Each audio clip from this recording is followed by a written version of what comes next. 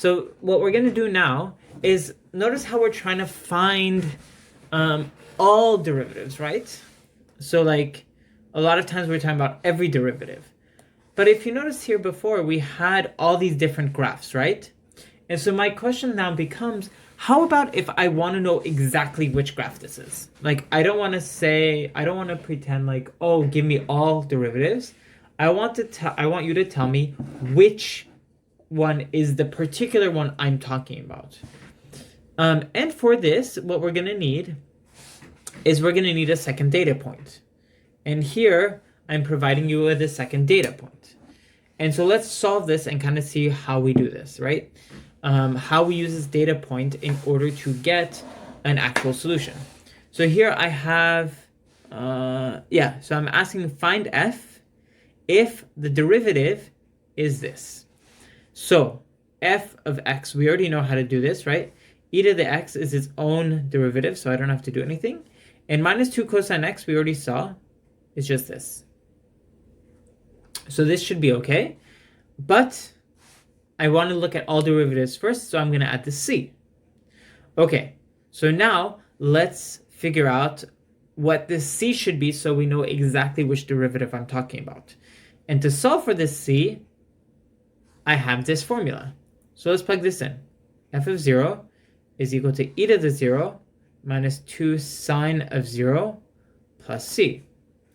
So I have 2 is equal to 1 minus sine of 0 is 0 plus c. So I can bring this 1 over. So 1, 2 minus 1 is equal to minus 0 plus c. So 1 is equal to c. So I can take this, plug it in, and I get f of x is equal to e to the x minus 2 sine of x plus 1. That's 2 pluses. And this is our exact formula. So we have an exact formula. We know exactly where our c is. So now we're going to try something a little harder. And hopefully I give myself enough room. Let's look at finding f if I'm giving the second derivative. So second derivative, this is already a lot harder, right? Where we have to go find the antiderivative twice. Not just once, but twice. Dudes, this is like a lot. But like, I feel like we can do this, yeah?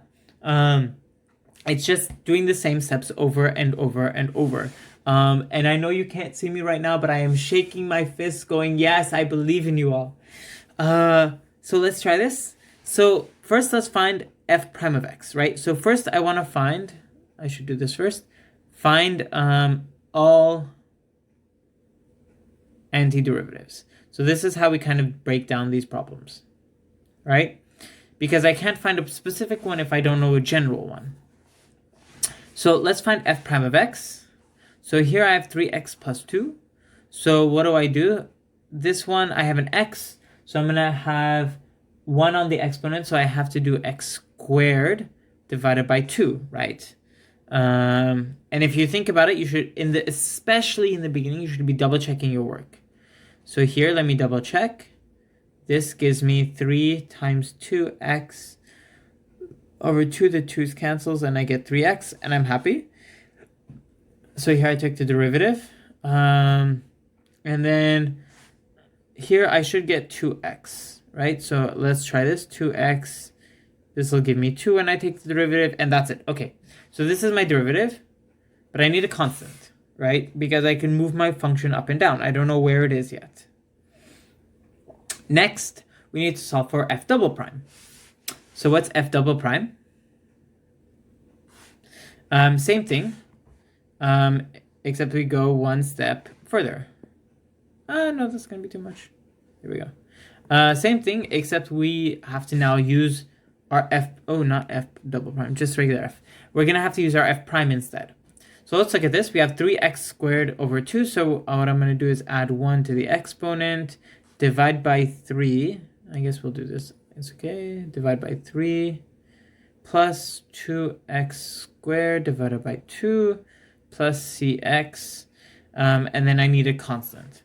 So let's make sure each of these work. Here, I'm going to actually cancel these 3's, right? We don't need these 3's. And similarly, these 2's can cancel. So let's see if we get what we want. So x cubed over 2. When I take the derivative, I get 3x squared over 2, which is what I have. So this one's okay. X squared, when I take the derivative, I get 2x. That's okay. And then cx, when I take the derivative, I get c, because c is a constant. And so this looks okay to me. Whew.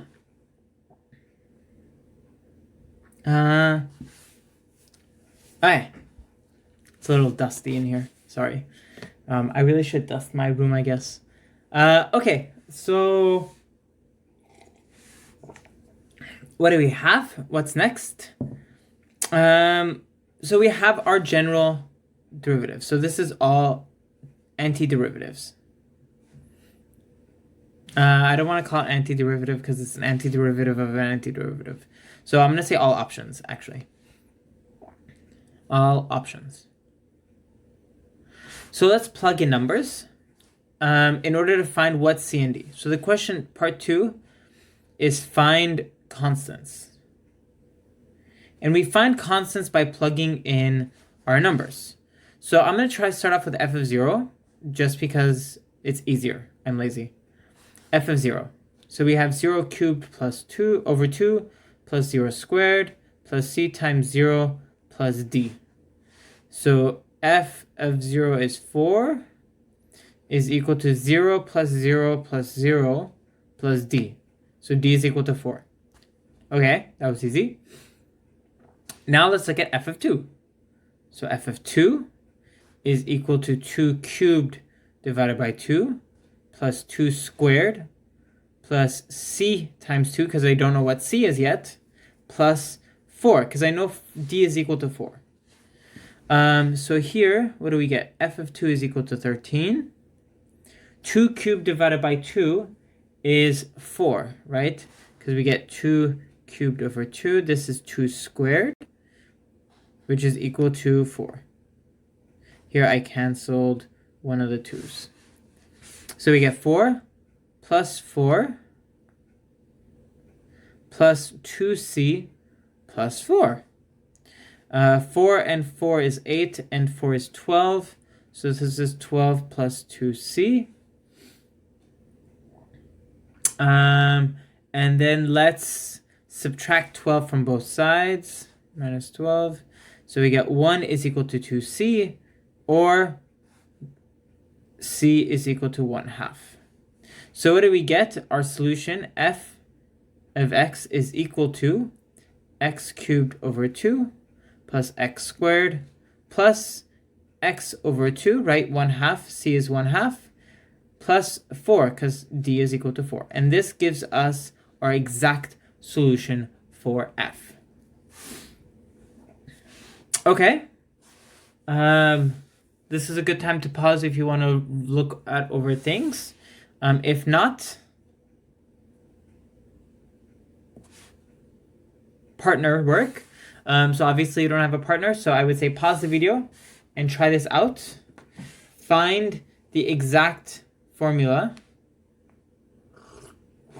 for f when f of 0 is equal to 1/6, f of 1 is equal to 2, and f double prime. So here we have double prime is equal to 4x squared plus 1. Try it out. Pause it. When you finished it, come back.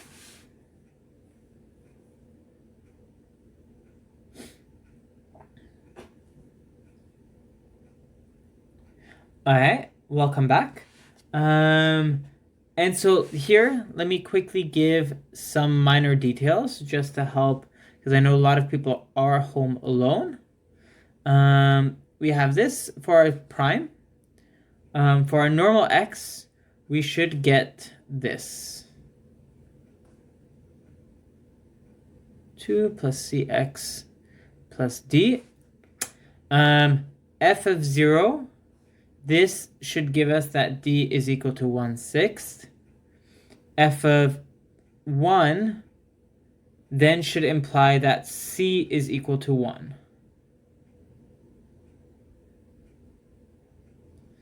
And so what we get is our function f of x is equal to x to the 4 over 3 plus x squared over 2 plus x plus 1/6.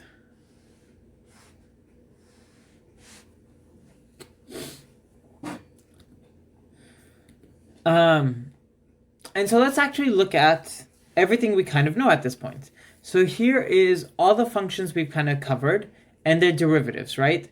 And so this should help us go backwards in a lot of cases, right? So some of these have gaps because like here, for example, I want to kind of go over them.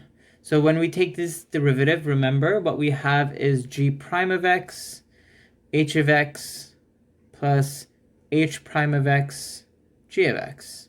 Another one is composition. We did this a few times, right? So these are like the more important ones.